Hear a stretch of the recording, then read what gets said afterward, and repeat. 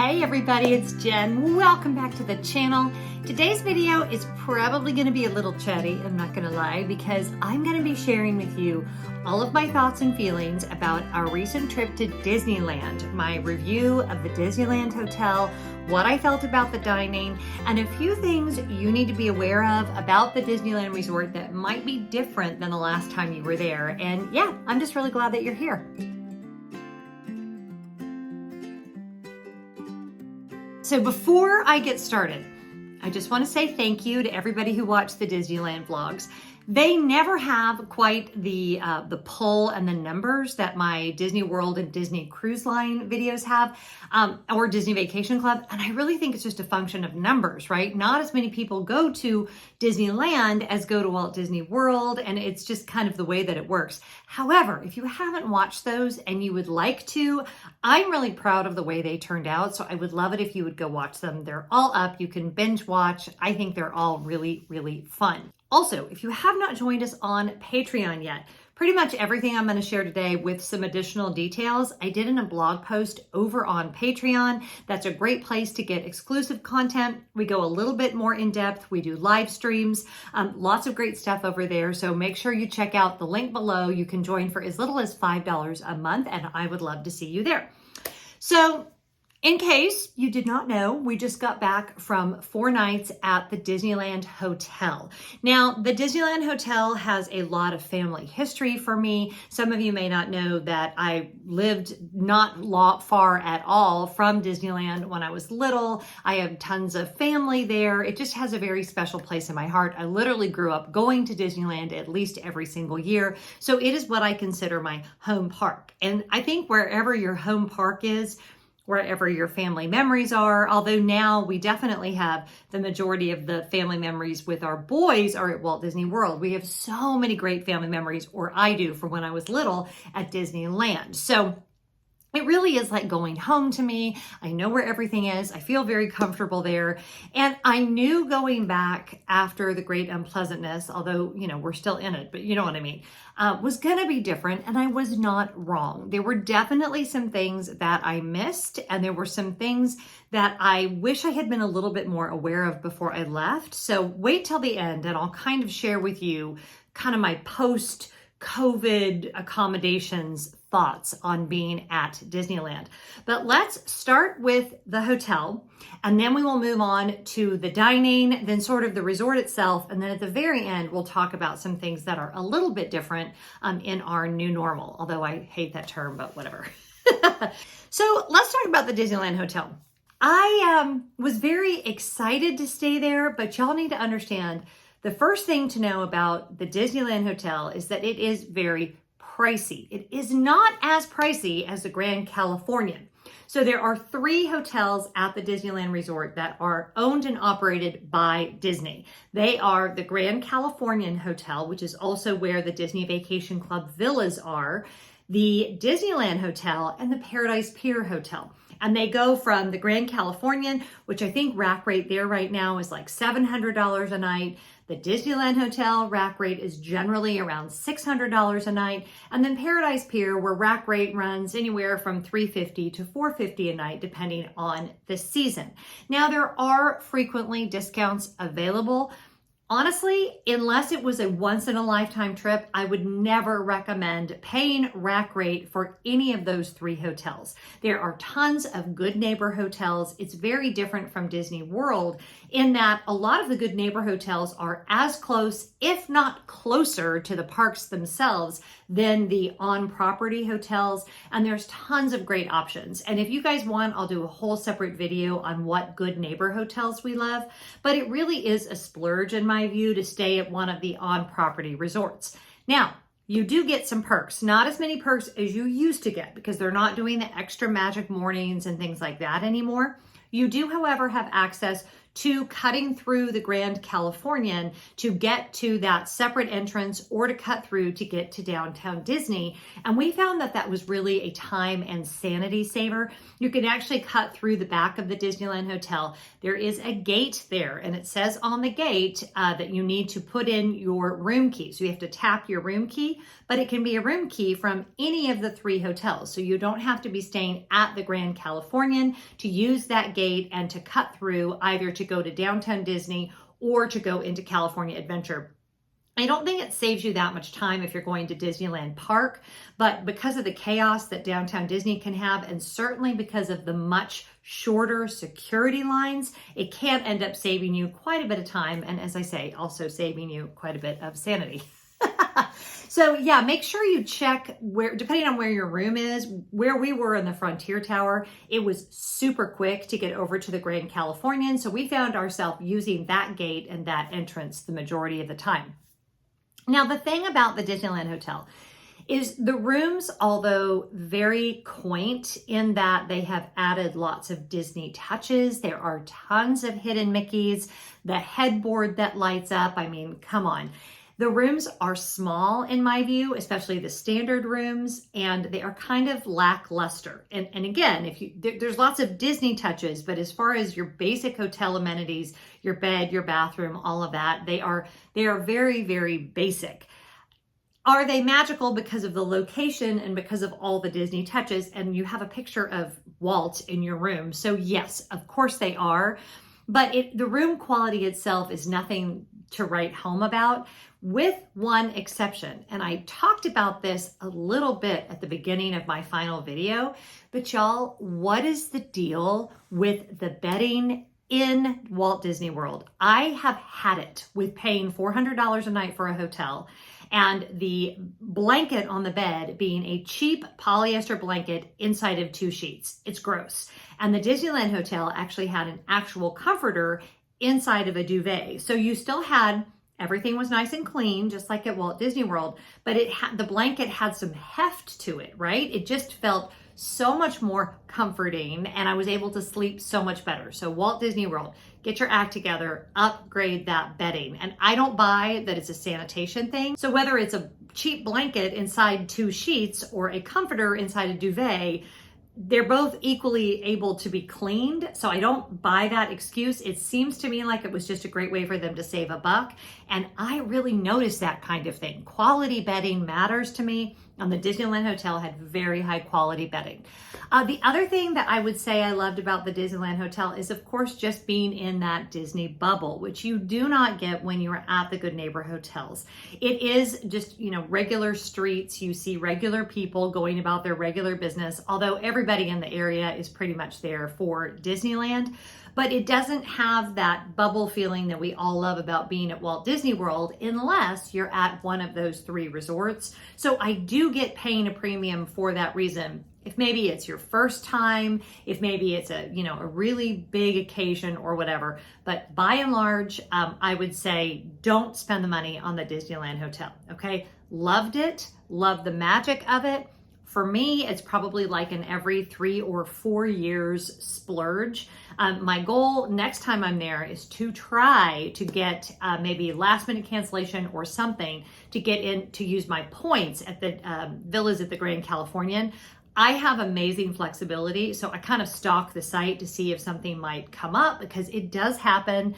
It's not that you can never get in there, but it is very, very, very difficult if you don't own there. But I do hope to stay there at some point. So, anyway, I'm putting that, I'm manifesting that, as the kids all say now. So yeah, definitely want to try that. I've never stayed there. Scott and I visited Disneyland the year the Grand Californian opened, and I really had hoped someday to be able to do that. Now, the monorail was not running when we were there, so I know that can make that trip from the Disneyland Hotel into Disneyland quite a bit shorter. But for example, I have stayed at the Howard Johnson's, and that's like a 3-minute walk from across the street. So from a walking standpoint, the Howard Johnson's is way closer to the entrance to either California Adventure or Disneyland Park than any of the on-property hotels. And you really have to look at a map for that to make sense. So anyway, I won't talk anymore about good neighbor versus on site, because if you're interested, I will do a whole separate video about that, but that's all I have to say about that. Also, I have kind of a hodgepodge going on behind me because as I'm filming this, it's October, so I still have Halloween stuff going on, and then I don't know what's going on. I have a confused brain today, y'all. You're used to it. If you've been around for a while, you're used to it. And if you're new, get used to it. This is how we roll. So yeah, Disneyland Hotel, loved it. So glad we did it. Overpriced. Will I do it again anytime soon? Probably not, but I'm glad that we did it once. So there you go. And the pool is really beautiful, and Trader Sam's and all of that, but I'm gonna get to that in just a second. So nice segue, Jen. Oh, I just lost my son. Did y'all see how like dramatic that was? I actually think I look better. Oh, no, there, it's back. The joys of working with natural light. I actually prefer it, so it's totally fine. Okay, dining. We ate table service at Storytellers for brunch, at Blue Bayou for dinner, at Cafe Orleans for lunch, at Trader Sam's for drinks and appetizers, and then counter service we ate at Tongaroa Terrace multiple times. And I feel like we ate somewhere else counter service that I'm not remembering that was unremarkable, but surely we did. We had to have eaten more food than what I just said because we were there 4 nights. But I don't know. I'll see if I can remember the other counter service places we ate. If I don't remember, they can't have been very good. We might have just snacked because we did have a lot of food at our big, sit-down meals. So let's start with Storytellers. I am very sad to say that this was an extremely disappointing breakfast. And it wasn't because the character interaction was very different, although it was, but I of course understood why. It was because the buffet there, 2 things. Number one, it's right back to normal. Like 1 serving spoon, everyone's using the same serving spoon, food left out. And I think that is bothering me more now than it used to. So we weren't fans of that because the whole buffet thing, I was not ready for that. I didn't know I wasn't ready for it until I saw it actually happening. And I think I kind of assumed that they would be serving us, kind of like how they're doing on the cruise ships and how some other buffets are. But no, it was just back to the way it used to be. And I was not okay with that. The other thing was, and this is the second time I've eaten at Storytellers, and this is the second time I would have this same feedback. The food just wasn't very good. And I felt that for the price, for $50, which is what we paid, I felt that the selection was lackluster. They did do make your own omelets. Of course, they had Mickey waffles. But honestly, y'all, it felt a little Best Western breakfast to me. Like the one you get for free with the hotel. They had very limited selection by way of pastries. I think they had like 2 pastries. They didn't have any like nice cheeses. There was nothing to me that said this was worth $50. And I am not super finicky, but I do expect a certain quality of food. And I just did not feel it was there. There was not an abundance of fruit. There was very limited fruit, very limited pastries, no cheese. Mickey waffles, there was just not a lot to choose from, quite frankly. And I absolutely did not feel that this was worth the money. Now, one of the things I had always heard about Storytellers was that the character interactions were really great. Well, I really felt like the characters were running by, and I get it. It's because of COVID stuff, and that's totally fine. But they were kind of far away. They weren't, I didn't care if they didn't interact with us because I'm a grown up, but they didn't really interact with the kids. And I would never, I hate to say it, but I've given Storytellers 2 tries now. The last time I tried there was for dinner and they didn't have characters. I won't be going back. I felt like it was a terrible value and just didn't care for it. Oh, I just remembered the other place we ate, Tortilla Joe's. Tortilla Joe's was very good. So I'll get to that one in a minute. So speaking of overpriced meals, then we ate at Blue Bayou. Now, I really like Blue Bayou, and I still really like Blue Bayou. Is it overpriced? 100% it is overpriced, but the food is good, and that atmosphere is amazing. And I have memories of going there when I was a very little girl with my parents. So there is really no amount of money that you could tell me. I mean, there is an amount of money that would be too much, and I wouldn't eat there. But if I can get a reservation, and yes, you're not wrong, the Disneyland reservation system for dining is cuckoo. It seems like they release like 5 tables at a time. And I actually had someone reach out and say that that kind of is what they're doing, because there are so many staffing issues that they only release tables when they know who's going to show up to work. I don't know if that's true, but basically I stalked the Disneyland app, and that's how I was able to get the reservations that we got. So Blue Bayou, if you can get it, I think is an amazing experience. I kind of like to do it every trip if I can. Is it worth the money? Empirically, no, but it is to me. So that's kind of very much a personal choice. If you don't have really strong family memories there, can you skip it? 100%. But we did really enjoy our meal here. A restaurant that I was kind of sleeping on that I had not eaten at before and just knocked it out of the park, however, was Cafe Orleans. Oh my gosh. Really good food, really good service, really good atmosphere, and about a third the price of the Blue Bayou, if not more. It might have even been like a quarter of the price. So hands down, if I had to choose between the two, I don't know, I might choose Cafe Orleans.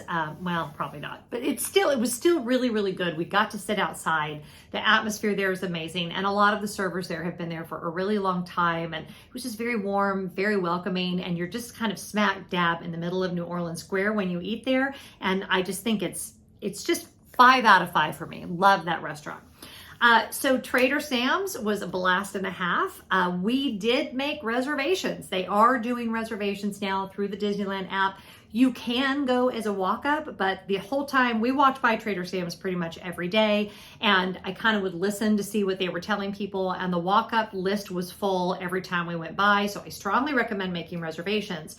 And then when you check in on the app, it will ask you if you prefer outside or inside. We said we preferred inside, and then I verified that, with the girl at the podium. She said, do you want inside even if you have to wait like an extra 15 minutes? I was like, absolutely. So we were able to sit inside and watch all of the antics with the sinking ships and the volcano and all of the things. So I think this was my 3rd time to be there, and I loved it. Met another great DVC family, had a great conversation with them. It was just a really fun way to spend a couple of hours, and really, really enjoyed our time there. Our server was Nate, and he did such a great job and really made us feel very comfortable. We didn't feel rushed, and we had a fabulous time. So the other place that we ate that I wanted to mention was Tortilla Joe's. Tortilla Joe's would pop up on dining reservations from time to time, and I'd never really seen or heard a review about it, but we loved it. It is in downtown Disney. It's very convenient. We actually didn't have a reservation, but it's open seating at the bar, and there was 2 spaces available for us at the bar. I got a veggie quesadilla, which was not on the menu, but they were happy to make for me. Really, really good margarita. They also have a blood orange margarita, which I did not try, but you guys know what a fan I am of any blood orange margarita, but it was just fun. And I felt like the servers were all very kind and very attentive, and I will absolutely be back to Tortilla Joe's. Don't sleep on Tortilla Joe's. That's what I have to say about that. Okay, so let's move on to kind of like things that were different. Especially if you've been visiting Disney World and you go to visit Disneyland, there's a couple things you need to understand about what they have been through in California. And this affected both parks, but I think it affected Disneyland more. The first thing is they lost a lot of cast members. A lot of the Disneyland, and Disney World did too, but a lot of the Disneyland employees had been with the company for a very long time. They had a lot of people that were near retirement age who either honestly just are no longer with us due to the pandemic that we just went through, or decided not to come back to work. So a lot of, and I get emotional talking about this, but what I felt there, you have lost a lot of the tradition that was passed on and the spirit and the energy that was there with employees, some that had been with the park, since the 60s and the 70s. And there was something about the permanence of those employees that you felt in the park. They were definitely passing along Walt's traditions, and you just felt it. You felt those fingerprints. They have had a lot of turnover. Now, I am not going to shy away from telling you that I think they need to pay their people more money. That's one of the reasons why they have had so much turnover. The cost of living in California is very high. Their part-time employees a lot of times don't have regular schedules, so they can't take on second jobs. And if they want to be fully staffed and they don't want to run into some of the issues that we ran into when we were there because of staffing, they need to pay people more. So I don't want to get into all of the ins and outs of that. I certainly don't want to have a discussion about it in the comments, but Disney, pay your employees always, but especially in Southern California where the cost of living is so high, you need to pay those employees a working wage. The lack of staffing was evident everywhere. It was evident at the hotel. It was evident at every restaurant. I have a bit of a theory that when we got to California Adventure the one morning and things were not operating, that it was not a mechanical problem, that it was a staffing issue. They are struggling. Lines were very, very long for food. I mentioned at one point in the videos that it felt like Disneyland Paris, and it definitely felt like that. And Disneyland Paris struggles with staffing typically as well, but it felt like there was a lot of new people that were not trained and that they were very inadequately staffed for the crowds that they had.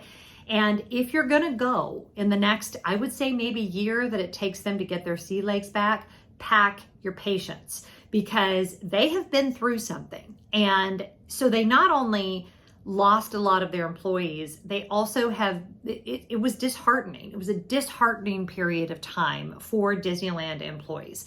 So I've heard from a couple of you that said, yeah, the magic just wasn't there. I don't think that. I think the magic is still very much there. I think we've been through a global pandemic, and I think there are certain parts of our leisure life that we're going to have to accept are not going to be the same as they were before, and they may not be the same as they were before for quite some time, and we all need to get okay with that.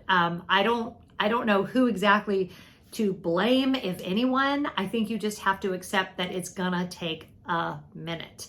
I have faith in Disneyland's ability to come back to the way that it once was, but she is not as she was before. She has changed, and some things will get back to normal and some won't. I really missed, although there were still quite a few live performers, there weren't nearly the amount that there used to be. I mean, there used to be strolling performers everywhere at Disneyland. Obviously, that's not happening.